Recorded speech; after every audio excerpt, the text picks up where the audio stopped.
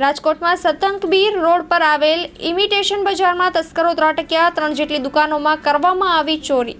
ઉચ્ચ પોલીસ કાફલો પહોંચ્યો ઘટના સ્થળે।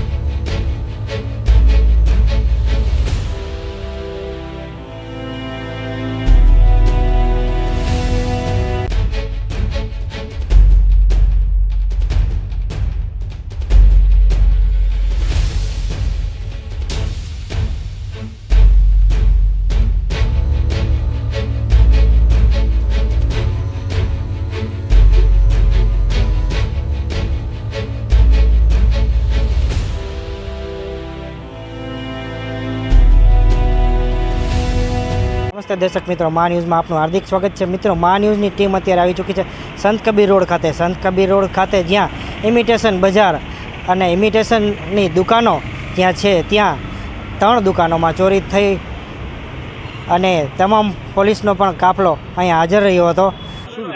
ગત રાત્રિના બી ડિવિઝન પોલીસ સ્ટેશન વિસ્તારના સંત કબીર રોડના ઇમિટેશન બજારના 3 ઓફિસોમાં ચોરી થયેલનો મામલો સામે આવેલો છે, જેમાં ડેનિશા સેલ્સમાં વિપુલભાઈ મૂળજીભાઈ તળપદાની છે, એમાં 7 લાખ રૂપિયાની ચોરી, શીતલ જ્વેલર્સમાં 1.5 લાખ રૂપિયાની ચોરી અને ગણપતિ સેલ્સમાં 1 લાખ રૂપિયાની ચોરી થઈ હોવાનું સામે આવ્યું છે।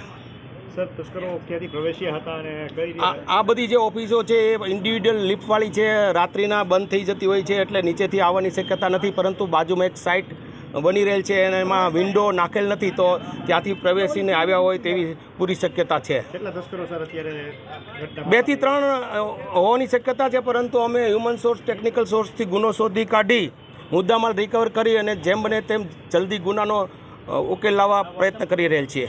રિપોર્ટર સંદીપ ચાવડા સાથે કે ચોકસી, રાજકોટ।